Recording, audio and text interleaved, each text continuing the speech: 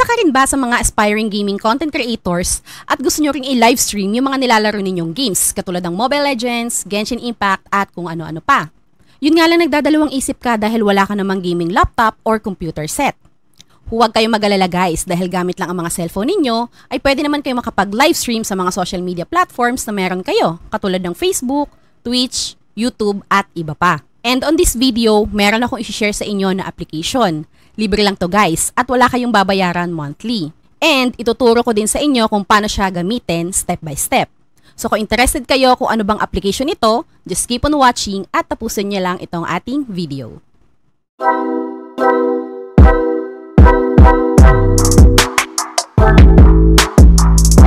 Hello MGR fam and also to everyone sa mga hindi pa po nakakakilala sa akin. I am Marian of MGR Official. So nag-upload po ako ng mga videos like tutorial, tips, and guide. And also, we are doing a live streaming which is nagkakaroon tayo ng mga live discussions, Q&A, and gaming live stream dito sa YouTube and sa Facebook.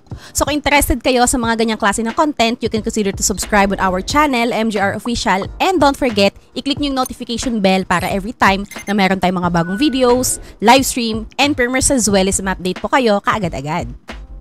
So, ang application na tinutukoy ko sa inyo guys ay ang Prism Live Studio. Yes, hindi lang siya pang computer kundi pang cellphone din. At ang maganda niyan guys, Android na and pang iOS na rin siya. So, paano nga ba gamitin ang Prism Live Studio? So, all you have to do kung wala pa kayong Prism Live Studio, pumunta lang po kayo sa inyong Google Play Store. And then, i-search nyo lang yung Prism Live Studio. So, ayan po siya. And then, i-download nyo lang. And then, kapag na-download nyo na, i-click nyo na yung open. So, kapag open natin ang application, so ito yung mga options na makikita nyo guys. Meron ditong continue with Facebook, Google, Twitch, and continue with Apple. So, nasa sa inyo guys kung alin dyan sa mga yan nyo i-connect itong Prism Live Studio app ninyo. Ang itatry ko na lang ay itong continue with Facebook. So, i-click natin yan. So, next naman, may mag-a-appear na ganito. Please grant the following permission to use Prism app and then i-click nyo lang yung OK. And then, allow Prism Live to take pictures and record videos. So, sa akin, ang mostly na pinipili ko dito ay while using the app. So, i-click natin yan. And then, allow lang. So, after natin ma-connect yung Facebook natin dito sa ating Prism Live Studio app, ito na yung next na lalabas. So, may makikita kayo dyang start. So, i-click natin yung start. And then, ang lumabas dito ay please allow the launching of Prism Live. So, i-click lang natin itong OK. And then, dito po kayo mapupunta sa display over the apps. So, hanapin natin dito yung Prism Live Studio. So, ayan siya guys, ito. So, hindi siya naka-allowed. So, i-click lang natin itong allow display over the other apps. So, ayan. And then, after that, back lang tayo. So, ayan na guys. Ayan na yung ating Prism Live Studio. So, ito na kaagad yung magpa-pop up. So, meron tayong dalawang klase dito ng live screen layout. So, meron tayong portrait kung gusto nyong mag-live stream na naka-portrait kayo or landscape. Pero dahil ang goal natin dito is mag-live stream tayo ng nilalaro nating games dito sa ating cellphone, of course, ang pipiliin natin ay landscape. So, i-click natin itong si landscape. So, ganyan na yung magiging itsura niya guys kapag kinlik nyo na yung landscape. So, dito may makikita kayo dyang mga parang comments, no? So, pag kinlik nyo yan, ayan. So, pwede siyang i-edit. Pwede nyo siyang palakihan, pahabaan, ganyan. So, pwede nyo siyang i-edit guys. Okay? So, yan yung magiging interactions ninyo sa live stream ninyo. Nakikita nyo din yung comments ng mga viewers ninyo sa inyong live stream. Kahit sa cellphone lang kayo nagla-live stream. O, diba ang galing? Nasa sa inyo kung gusto nyo sa left or kung gusto nyo dito sa right. So, bahala kayo kung saan nyo gustong ilagay yung inyong live chat. And then, after that, may makikita kayo ditong plus sign. If ever na gusto nyo mag-add ng website, ng image, or ng VTuber. So, yung pangatlong button naman dito sa my right side, kapag kinlik nyo yan, is magiging ganyan yung screen capture kapag nag-live stream kayo ng pa-portrait. Pero dahil gaming nga tayo guys, so landscape pa rin yung ating gagamitin. Okay? So, kapag ka na-set nyo na yung screen ninyo, click nyo lang yung back. Okay? So, may makikita kayong button dyan. Click nyo yung back. So, ganito na yung next na makikita nyo guys. And then, after that, pwede na kayo mag-live stream. So, i-click nyo lang po yung button sa may gitna. And then, may makikita kayo ditong set destination. So, i-click nyo yan kung saan kayo magla-live stream. So, ito po yung mga options na makikita ninyo kung saan kayo pwedeng mag-live stream gamit itong Prism Live Studio. Pwede sa Facebook, YouTube, Twitch, Odyssey, Trovo, at marami pang iba. So, on this video, magla-live tayo sa Facebook. So, i-click natin itong Facebook. And then, click nyo lang yung Connect Facebook. So, ito na yung next na lumabas. So, makikita nyo na po dyan yung Facebook na i-connect ko dito sa aking Prism Live Studio app. So nasa sa inyo guys kung gusto nyong mag-livestream dyan sa inyong Facebook mismo. Pero kung meron kayong Facebook page at gusto nyong doon kayo mag-livestream, mag-scroll down lang kayo pababa. And then may makikita kayo dyan dalawang option, my group tsaka my page. So i-click natin yung my page kung gusto nyo doon kayo mag-live. So pag click nyo ng page, makikita nyo dyan yung mga page na hinahandle ninyo. So i-click natin itong MGR Official, kunwari dyan tayo magla-live. And then i-click natin yung okay na yan na button sa my right side. So next, ganito na yung lalabas guys. Pwede na kayong maglagay ng title ng inyong live stream. Like for example, test live. Ayan. Done. And kung mapapansin nyo guys, meron kayong makikita na 720p dyan sa may bandang baba. So i-click natin yan.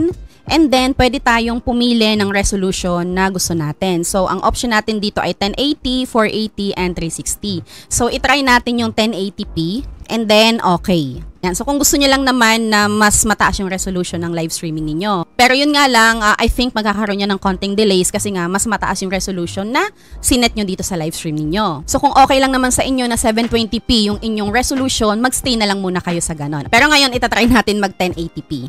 So, after natin maset yung resolution, i-check muna natin mabuti yung mga settings natin dito. So, may makikita kayo dyan na 3 dot dito sa my left side. So, i-click nyo yan.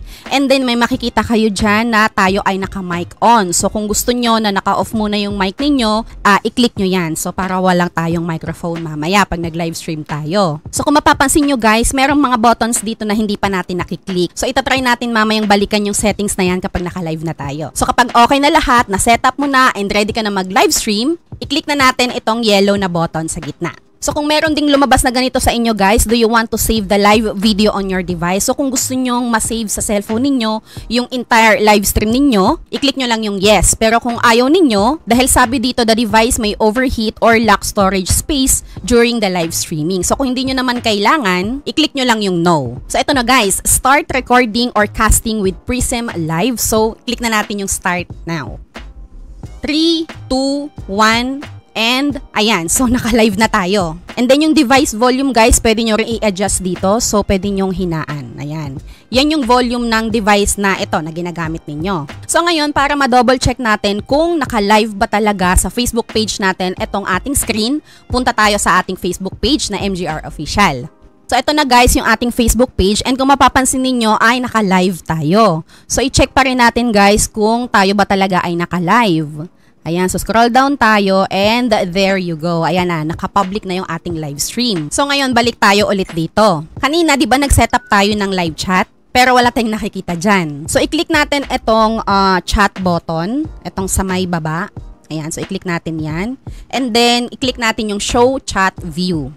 So pag-click natin ng show chat view guys, ganito yung magiging itsura niya. So magiging blanco siya. So hindi natin makikita yung ganito. Hindi natin makikita yung settings. So hayaan lang natin na naka-show chat view siya. Yan. So para makita natin, ayan, so nag-chat-chat na ako dun sa aking live stream. And then gaya nga nasabi ko kanina, pag naka-live na tayo, is itatry natin na i-click yung 3 dots dyan sa may left side, left upper side. Kaya lang ay hindi ko pa rin siya maklik. Hindi ko sure kung bakit. Itatry sana natin na mag-camera. Pero hindi ko kasi siya maklik. So, ang clickable lang dito sa aking cellphone ay yung mic off and on. Sa mga napanood ko kasi na video tutorial nitong Prism Live Studio is na-on naman nila yung kanilang camera. Try nyo na lang guys dyan sa cellphone ninyo kung gagana ba yung camera during live stream kasi sa akin hindi siya nag-on. So anyway, okay lang naman sa akin na wala siyang camera, no? And may dagdag ko rin guys, kapag kinlik natin itong chat box and then mag-e-enter tayo ng text for chat. Halimbawa kung may re-replyan tayo sa live stream natin dito sa ating phone, kapag kinlik kasi natin is yan yung lumalabas. Writing comments is not supported for Facebook channels. So, yun lang. So, dahil naka-live na tayo ngayon, ano naman yung gagawin natin para maipakita natin sa live stream yung nilalaro natin sa cellphone? So, dahil naka-live stream yung ating screen, mag-exit muna tayo dito sa Prism Live Studio. Mag-exit po guys ha, hindi po mag-e-end live. Kasi kung may makikita kayo dyan na end live button sa my right upper side. So, wag nyo munang i-click yan kung hindi po kayo mag-e-end ng live, okay? So, mag-exit tayo. And then pumunta kayo sa games na gusto ninyong i-live stream. Like for example, ako Genshin Impact. So i-click natin yan. And then automatically, ayan na, makikita na sa live stream yung ating game. Mapapansin nyo, meron pong nakapop up dyan sa taas na Prism Live app is using microphone. So, pwede nyo pong i-X yan sa may taas. And then, okay. Ayan. So, meron ditong, ito, yung nakapop up dito. So, kapag kinlik natin yan, makikita mo dyan yung mga chat. And then, yung volume ng ating device. So, pwede nyong tanggalin, pwede nyo namang lakasan. Yan.